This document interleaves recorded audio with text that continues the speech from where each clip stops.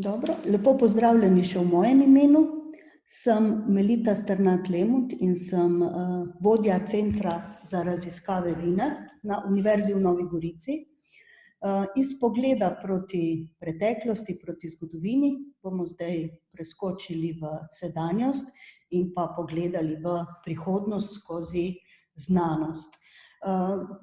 Kot je že povedala moja predhodnica, ima vinarstvo zelo bogato in zelo dolgo tradicijo z nabiranjem znanja, z specializacijo določenih strokovnjakov, se je to znanje povezalo v stroko, danes pa v bistvu postaja samostojna znanstvena panoga. Če pogledamo včasih, so v bistvu postopek pridelave vina iz grozdja prepuščali precej naključju, ker v bistvu niso niti imeli znanja o posameznih procesih, ki tečejo. Počasi so dobili izkušnje in na podlagi izkušnj so pripravili nekakšne recepture, ki so se potem iz roda v rod prenašale. Slaba stran teh receptur pa je, da v nekaterih letnikih lahko delujejo odlično, v nekaterih pa sploh ne. Vsako leto v odvisnosti od letnika oziroma od klimatskih pogojev dobimo drugačno surovino. In da to drugačno surovino pripeljemo do vedno enakega, kolikor se da, oziroma ponovljivega rezultata, je pa potrebno znanje. Se pravi, samo z znanjem lahko te razlike premostimo oziroma usmerimo vso predelavo v naš končni cilj in na tak način lahko dobimo v bistvu vedno dober, zanesljiv rezultat. Danes mora vinogradnik, vinar poznati zelo veliko področij oziroma obvladati znanje iz različnih področij, zato pravimo, da je vinarstvo in vinogradništvo zelo multidisciplinarna panoga. To še posebej velja, če gre za vinarja na kmetiji, se pravi nekem družinskem posestvu, kjer je v bistvu vse od začetka do konca v njegovih rokah. Tako mora vinar oziroma vinogradnik poznati rastlinsko fiziologijo, kar pomeni, da mora poznati potrebe rastline, kaj potrebujejo, kdaj potrebujejo, koliko potrebujejo. Poznati mora tudi bolezni in škodljivce, kako jih preprečiti, kako jih pozdraviti oziroma kako ukrepati, kadar do njih pride, in pa zavedati se mora, kako lahko vpliva na metabolite v grozdju, se pravi tiste sestavine grozdja, ki jih mi dejansko želimo čim več. Potem mora poznati tudi tako imenovano rastlinsko patologijo, pomeni, da mora poznati škodljivce, mora poznati bolezni in pa različna škropiva oziroma različna sredstva, s katerimi lahko preprečuje tovrstne napade na vinograd. Seveda mora odlično obvladati vinogradništvo, od samih vinogradniških tehnik pa do vseh sort, klonov, podlag, potem seveda tudi vso strojno opremo v vinogradništvu in pa predvsem, kako lahko vpliva z določenimi posegi, z določenimi tehnikami na končno sestavo grozdja. Zelo pomembna je tudi kemija, poznati je treba, katere so glavne sestavine mošta in pa katere so glavne sestavine vina. Tukaj namreč prihaja do precejšnjih razlik pri vinifikaciji oziroma pri fermentaciji iz mošta v vino. Treba je vedeti tudi, kaj se biokemijsko dogaja in pa kaj se mikrobiološko dogaja. Treba pri kemiji poznati tudi osnovne analize, s katerimi lahko spremljamo in kontroliramo vinifikacijo. Potrebno je poznati zaželjene in nezaželjene komponente in tudi njihovo skladnost z zakonodajo, zlasti če so prepovedane oziroma če so predpisane zgornje meje prisotnosti teh spojin. No, potem, kot rečeno, mikrobiologija je zelo pomemben del vinarstva in vinogradništva.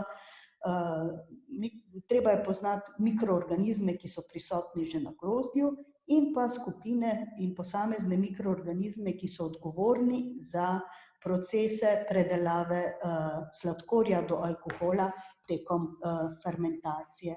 Treba je poznati tudi njihove optimalne pogoje in jim zadostiti, zato da nam fermentacija oziroma celotna vinifikacija poteka po naših željah v pravem tempu, s pravo hitrostjo in seveda s pravimi končnimi rezultati.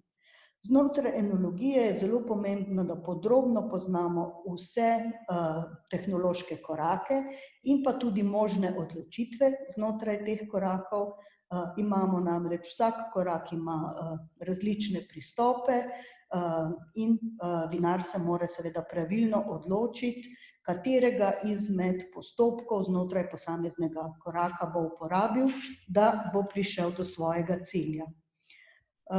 Zelo mora biti vešč tudi senzorike, se pravi degustacije vina, poleg tega, da kemijsko spremlja vinifikacijo, je zelo pomembno, da tudi pokuša vino, se pravi, da mora biti tudi izšolan do neke mere, se pravi poznati čutila, poznati pogoje, pod katerimi ta čutila dobro služijo in poznati tudi izrazoslovje pa različne metode znotraj senzorike. In na koncu, kar ni najmanj pomembno, je, da mora ta svoj pridelek, na katerem je ves čas delal, da bo čim višje kakovosti, tudi predstaviti končnemu kupcu in izdelek prodati. Tako da mora biti vinogradnik vinar na tipični vinogradniški kmetiji vešč tudi marketinških pristopov in pa prodaje vina. Pomeni, da mora poznati tudi razmere na domačem, kot tudi razmere na tujem trgu. Če povzamemo, znanost nam omogoča, da stil vina ni več samo sreča ali nesreča, če nam v nekem letniku zadeva ne uspe, ampak mora biti vnaprej planiran željen cilj. In kot vinar z znanjem moramo biti sposobni vse procese voditi na tak način, da se bližamo v bistvu točno temu željenemu, vnaprej predvidenemu in planiranemu cilju. In če povzamem, to pomeni, da moramo zelo dobro poznati sam metabolizem trte, se pravi rastlino, kaj vse ta rastlina doprinese v grozdje, ki je naša surovina, zelo dobro poznati kemijske, biokemijske in mikrobiološke procese, kajti samo s poznavanjem teh procesov lahko tudi do neke mere vplivamo na njih in jih v bistvu vodimo v smeri naših planov, v smeri naših želja.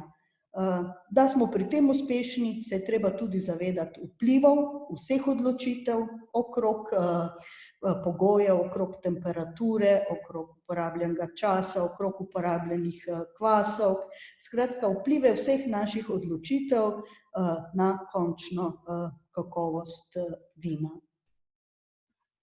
Zdaj pa, kako lahko danes znanost v bistvu pomaga pridelovalcem? Nekaj primerov sem zbrala.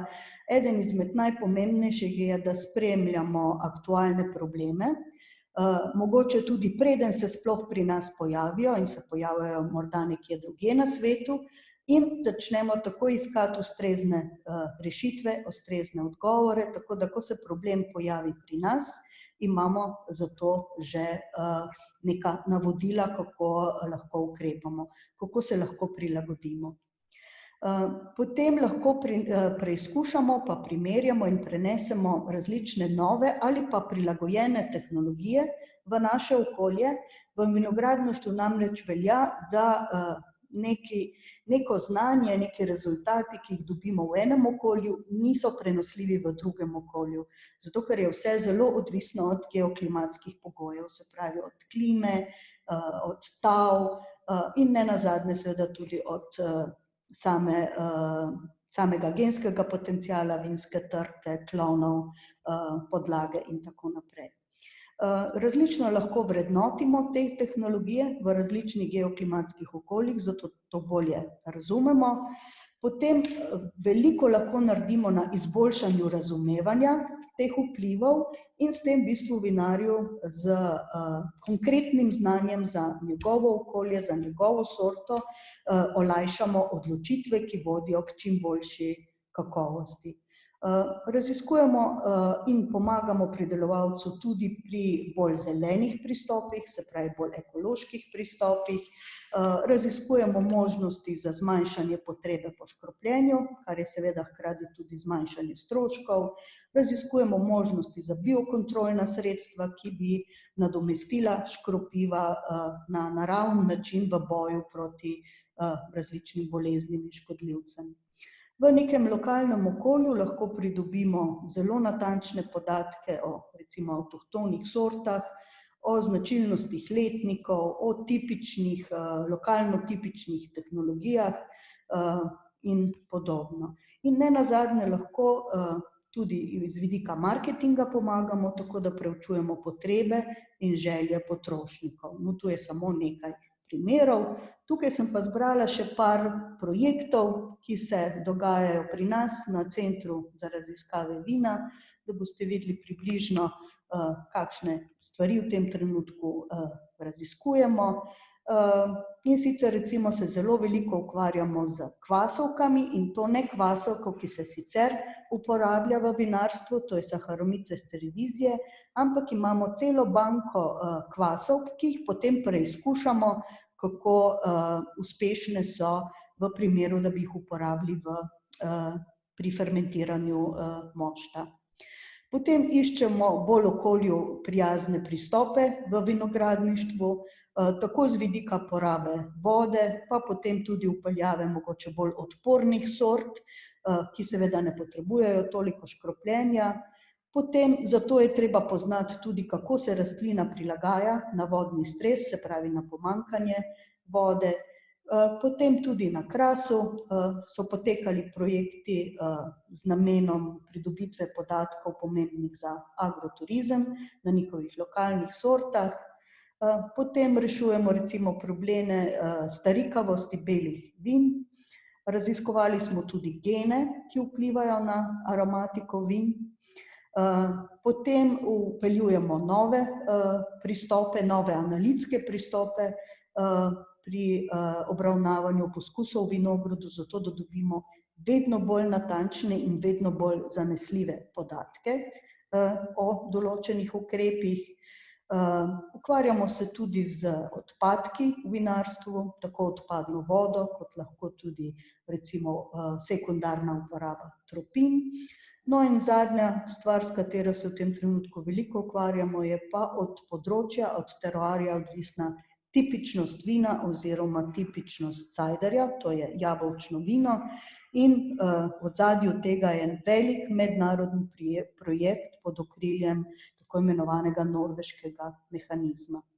Če bi kogarkoli od vas zanimalo več, pa sem od spodaj dodala link na naše strani, našega centra, kjer lahko zveste nekoliko več o teh projektih, pa tudi o naših domačih in tujih partnerjih na projektih in tudi o financiranju teh projektov. Hvala lepa, če ima kdo kakšno vprašanje, ste seveda dobrodošli.